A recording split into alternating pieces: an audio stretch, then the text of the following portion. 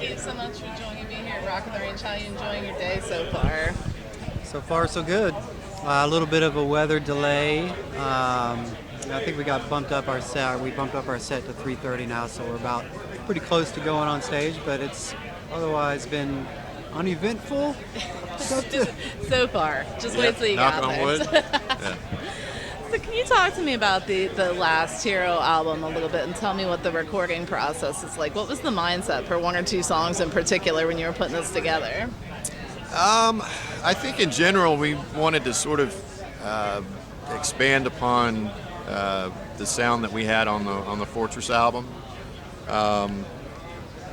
It just so happened that the writing process sort of took place during the presidential primaries, which certainly gave everybody a lot of fodder as far as topics and things to be discussed, and I think that really sort of seeped into Miles' psyche and sort of came up with the theme of the hero, be it the need for heroes, the lack of heroes, building up a hero to tear them back down again.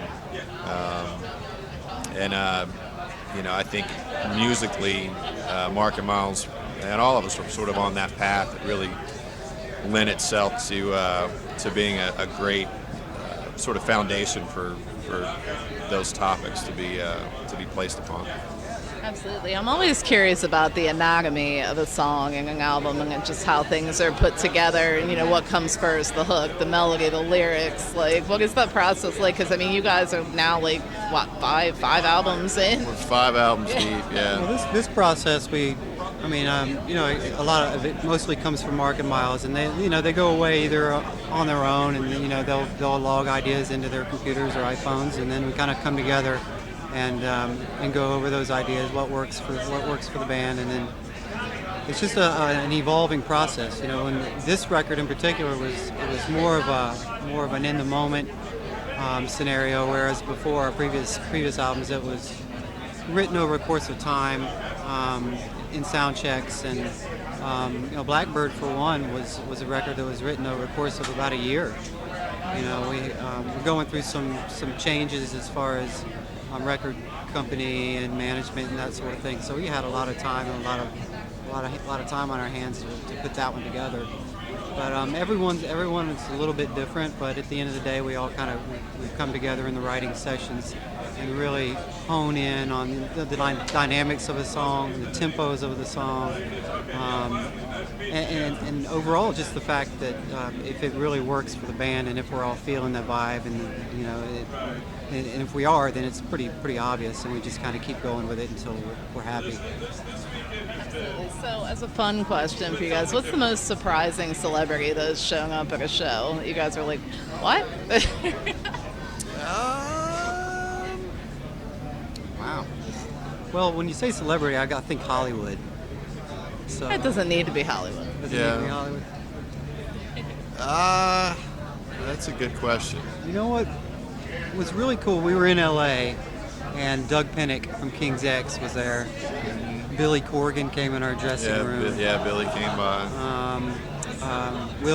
Jerry Cantrell came to the show too. So having those guys that you've grown up with your whole life to come be a part of your concert there in LA was pretty cool.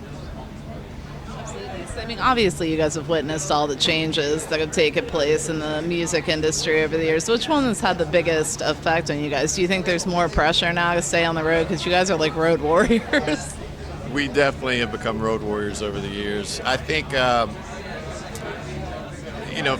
from the music business side of things, obviously,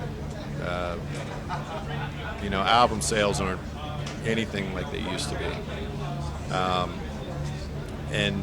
That was part of supporting, our ability to sustain ourselves and, keep putting out new material and being able to provide for our families and stuff like that.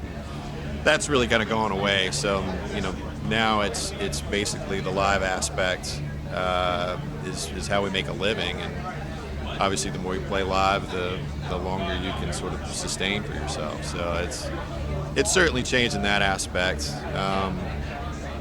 It seems nowadays that where radio really used to be the absolute utmost driving factor for a lot of bands, and it still is.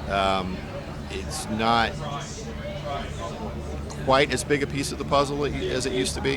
And you see a lot more bands now that have figured out, especially with social media and the other outlets that are now there that didn't used to be there, that bands can sort of broadcast themselves and really establish a core audience and do well for themselves without having to sort of take those traditional routes that a lot of bands used to have to take.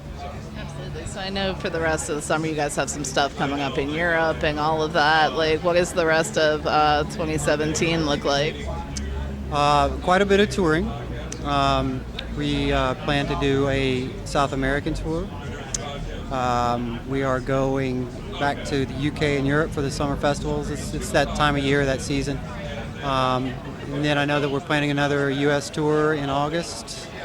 Later than that, but yeah, somewhere around there. It's not August. He knows our schedule better than I do. Maybe he should be answering this question.